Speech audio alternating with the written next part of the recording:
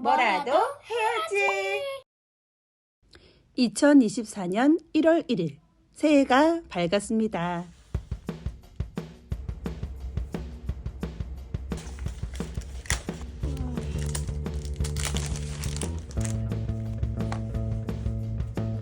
내 나이 40평생 처음으로 2024년 한 해가 정말 짧게 느껴진다. 올해 나에겐 어떤 일들이 펼쳐질까?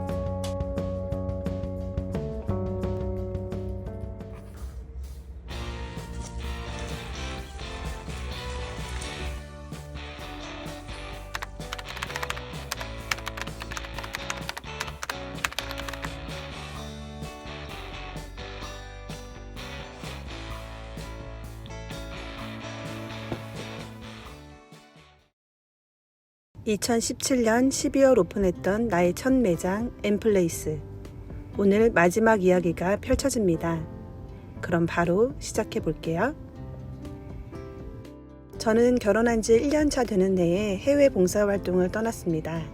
이후 돌아와서 3년간 남편의 교회 사역을 돕고 길거리에서 꽃을 팔면서부터 꽃을 만드는 일을 시작하게 되었습니다. 20대 후반에 결혼을 하고 아이가 생기진 않았는데 사실 결혼 2년차부터는 병원에 다니며 난임 검사도 진행했었습니다. 그러다 스트레스가 생기고 부담이 생겨서 그만두기도 했고 결과는 다행히 이상이 없었어요. 전주에서 교회 사역을 하는 동안에도 내내 아이 소식을 기다렸어요. 그러다 매장을 운영하면서 결혼 5년차에 임신을 하게 되었습니다. 2018년 8월경이었고 여름이라 매장은 한산했어요. 계속해서 매장 운영에 어려움을 느끼고 있던 때여서 버텨야 할지 그만둬야 할지 고민을 하고 있었습니다.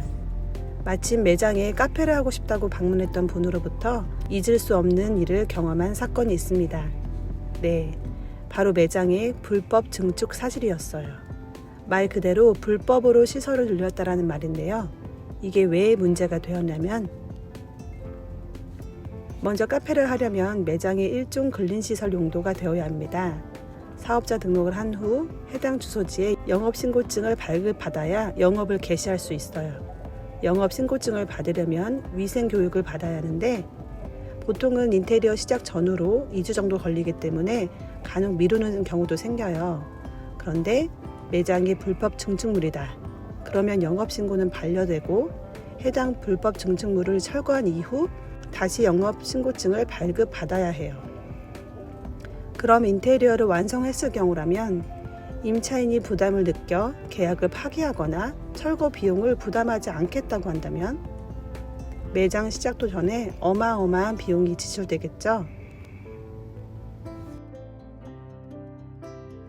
이번 영상을 준비하면서 알아보니 다양한 이유로 영업 개시도 못하고 소갈이하는 분들이 많이 계셨습니다. 그런데 불법 증축물인 매장을 알아보는 아주 간단한 방법이 있다는 사실 알고 계신가요? 지금부터 건축물 대장을 통해 불법 건축물을 확인하고 어떻게 계약을 진행했어야 했는지 알려드릴게요.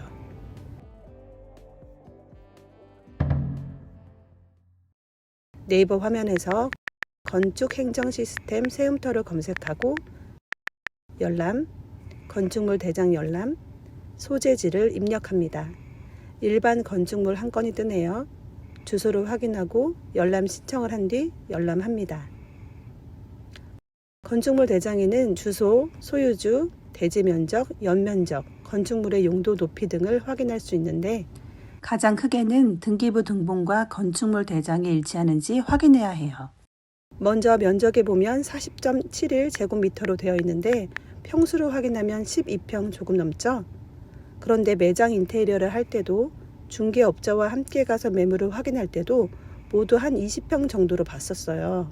그래서 계약할 때도 제가 주인분한테 면적의 차이가 있는데 꽤 넘죠?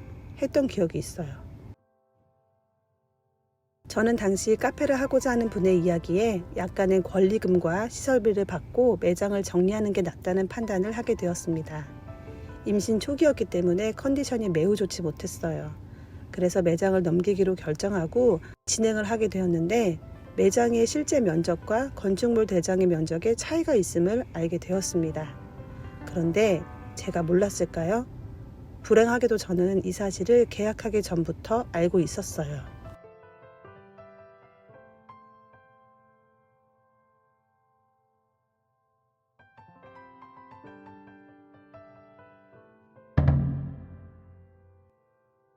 어쨌든 실측을 위해 방문을 했는데 평수가 차이가 나잖아요. 그럼 100% 무단 증축물 한 것이니 위반 건축물이에요.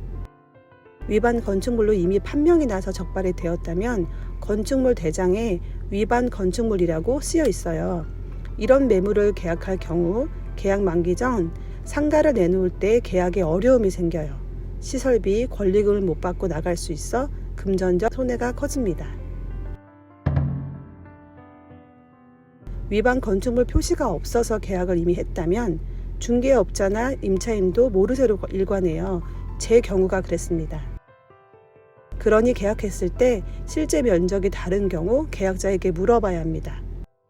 그런데 두루뭉실한 대답을 했을 때 특약 사항을 추가해서 건축물 위반 적발 시 임차인에게 어떠한 피해도 주지 않는다 이렇게 명시를 하거나 하자가 있는 매물에는 절대 계약을 하시면 안 됩니다.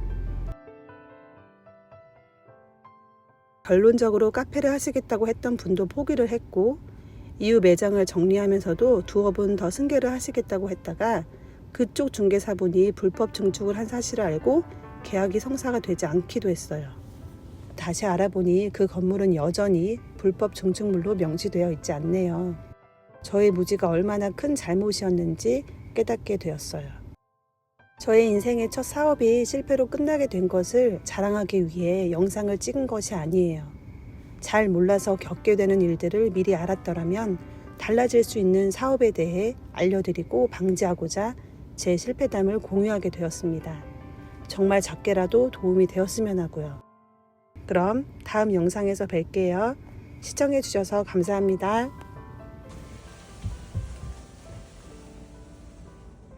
새해 복 많이 받으세요.